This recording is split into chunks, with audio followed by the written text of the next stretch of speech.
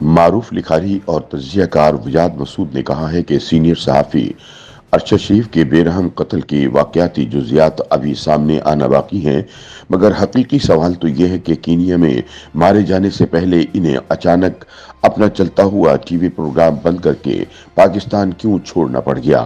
لیکن یہ سوال اٹھانے کا حق انہیں ہی پہنچتا ہے جنہوں نے اپریل 2014 میں حامد میر پر حملے کے بعد غلیل کی بجائے دلیل کے انتخاب کی تجویز دی تھی۔ اپنے تازہ سیاسی تجزیے میں وجاد مسعود کہتے ہیں کہ تاریخ کے پیچ و خم سے گزرتے ہوئے اس سوال کی بازگشت بالآخر 28 جنوری 1965 کی ایک سرد شام تک پہنچتی ہے، جب لاہور میں ضمیر قریشی نامی ایک صحافی کو فائرنگ کر کے قتل کر دیا گیا تھا۔ اصل نشانہ اسی کار میں موجود ایک سیاستدان تھے جن کا نام عبدالباقی بلوچ تھا۔ یہ ملک میں کسی صحافی کا پہلا قتل تھا، جس کے بعد یہ نامبارک روایت پھیلتی ہی چلی گئی۔ وجاد مسعود کہتے ہیں کہ اشاعتی پابندیوں اور قید و بند کا سلسلہ تو اکتوبر 1949 کے اس پبلک سیفٹی ایکٹ سے ہی شروع ہو گیا تھا، جس پر بابائے قوم نے بطور گورنر جنرل دستخط کرنے سے انکار کر دیا تھا۔ اب اغوا، سر عام تشدد اور گاہے گاہے قتل بھی صحافتی منظر کا حصہ بنتے گئے۔ ایک تاریخ زمانہ ایسا بھی آیا کہ صحافیوں کی پشت پر کوڑے تک برسائے گئے۔ صحافت کو ریاستی جبر کی ان صورتوں سے کہیں زیادہ نقصان صحافی کے قلم کی خرید و فروخت سے پہنچا۔ صحافت کی ساکھ ہی اس اصول سے قائم ہوتی ہے کہ صحافی قومی اور عوامی اہمیت کے کسی مسئلے پر اختلاف یا اتفاق کا حق تو رکھتا ہے، لیکن وہ ریاستی منصب یا عوامی عہدے کا طلبگار نہیں ہوتا۔ صحافی کے لیے سیاسی رائے سے مفر نہیں، لیکن وہ سیاسی تقسیم میں فریق نہیں ہوتا۔ جنگ کے دوران بھی صحافیوں اور طبی عملے کے لیے اسی بنیاد پر تحفظ کا تقاضا کیا جاتا ہے کہ یہ دونوں گروہ تنازع سے قطع نظر محض اپنے پیشہ ورانہ فرائض ادا کرتے ہیں۔ ایک کا منصب انسانی جان بچانا ہے اور دوسرے کا فرض عوام کو واقعات کی خبر دینا ہے۔ خبر سے محروم عوام اپنے حقوق سے آگاہی نہیں رکھتے اور اپنے مسائل کا درست تجزیہ نہیں کر سکتے۔ یہ وہ نقطہ ہے جہاں ریاست اور حکومت میں حد فاصل کی ضرورت پیش آتی ہے۔ معروف دانشور کا کہنا ہے کہ ہمارے دستور میں سرکاری اہلکاروں بشمول جرنیلوں کے لیے سیاست میں حصہ لینے پر اس لیے پابندی عائد کی گئی ہے کہ ریاست کی مستقل انتظامیہ اور عوام کی منتخب میعادی حکومت کے مفادات میں گٹھ جوڑ کا امکان ختم کیا جا سکے۔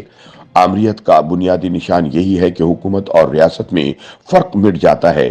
بظاہر حکومت ریاست پر قابض معلوم ہوتی ہے، لیکن دراصل ریاست حکومت کے اختیارات سلب کر لیتی ہے۔ اس غبار آلود بندوبست میں عوام کے مفاد پس پشت چلے جاتے ہیں اور قوم کی تمدنی توانائی مفلوج ہو جاتی ہے۔ وجاد مسعود کہتے ہیں کہ صحافت اپنی اساس میں ایک تمدنی خدمت ہے۔ آمریت یا تحکمانہ طرز حکومت کو صحافت اور اظہار کی آزادی سے خوف آتا ہے۔ ایسی حکومت خبر کا گلا گھونٹنے کے لیے محض صحافی پر دباؤ نہیں ڈالتی، بلکہ اسے مفادات کا لالچ دے کر اپنی پیشہ ورانہ غیر جانبداری سے دستبردار ہونے پر بھی اکساتی ہے۔ ایسی جانبداری کو نظریاتی صحافت کا دلکش نام دیا جاتا ہے۔ اچھی صحافت نظریاتی نہیں ہوتی، دستور اور قانون کے دائرے میں اصولی موقف اختیار کرتی ہے۔ اصولی اور نظریاتی صحافت کا یہ باریک فرق محض اصلاحات کا کھیل نہیں، یہ ایسا ہی جوہری فرق ہے جو نظریاتی اور جمہوری ریاست میں پایا جاتا ہے۔ جمہوری ریاست سیاسی نظریات میں جانبدار ہونے کے بجائے مختلف سیاسی مکاتب فکر کو مساوی دستوری تحفظ فراہم کرتی ہے۔ نظریاتی ریاست قوم کے کسی ایک دھڑے کو ترجیحی درجہ دے کر پیوستہ مفادات کی آبیاری کرتی ہے۔ ٹھیک اسی نمونے پر نظریاتی صحافت بقول عام نعروں کی آڑ میں یک طرفہ خبر اور تجزیے کی راہ اختیار کرتی ہے۔ وجاد کہتے ہیں کہ ہمارے ملک میں نظریاتی صحافت کا افریت 70 کی انتخابی مہم میں نمودار ہوا۔ ایوب، آمریت، دباؤ اور ترغیب کے حربوں سے صحافت کو نیم جان کر چکی تھی۔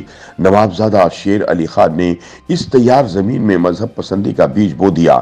بائیں بازو کی صحافت تو کبھی غیر جانبداری کی علمبردار نہیں تھی، اب دائیں بازو کے شہسوار بھی اس میدان میں اتر آئے۔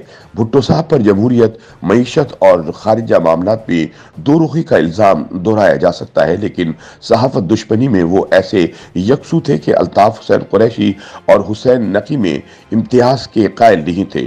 جنرل ضیاء الحق نے قومی تشخص کی اثر نو تشکیل پر کمر باندھی تھی۔ اس نیک کام میں لیفٹیننٹ جنرل مجیب الرحمان سے بہتر کارندہ میسر آنا مشکل تھا۔ इस इब्तिला को अब 4 दिहाइयां होने को आई और हमारी सहाफत महकमे माल की इस्लाह में बंजर कदीम नामुकम्मल की सूरत इख्तियार कर चुकी है। अदलिया बहाली की तहरीक में दीगर बहुत से मुज़म्मरात के साथ साथ अहले सहाफत की खुली जानिबदारी का मजहर भी शामिल था। 2011 में इस सेल बला का रुख जरा सी सही के जरिए तहरीक इंसाफ की हिमायत में बदल दिया गया। मुश्किल यह है कि सियासत एक नामियाती अमल है। जुलाई 2018 में मुस्बत सहाफत का दर्स हर्ज जां बनाने वाले आज दूसरे किनारे पर खड़े नजर आते हैं। राय आम मगर बिजली का बटन नहीं कि उंगली की जुम्बिशें एक दिहाई की जहर साजी मतरूक करार पाए। अरशद शरीफ के बेरहम कत्ल की वाकयाती जुजियात अभी सामने आना बाकी हैं, मगर असल सवाल तो ये है कि इन्हें वतन क्यों छोड़ना पड़ा। YouTube पर गूगली न्यूज देखने के लिए youtube.com की सर्च बार में गूगली न्यूज टीवी टाइप करें। गूगली न्यूज के पेज पर सुर्ख रंग के सब्सक्रिप्शन वाले बटन पर क्लिक करना ना भूलिए। YouTube पेज पर अपलोड होने वाली वीडियोस से बाखबर रहने के लिए बेल आइकन पर क्लिक कीजिए। आपको हर नई वीडियो के बारे में नोटिफिकेशन मौसूल हो जाएगा।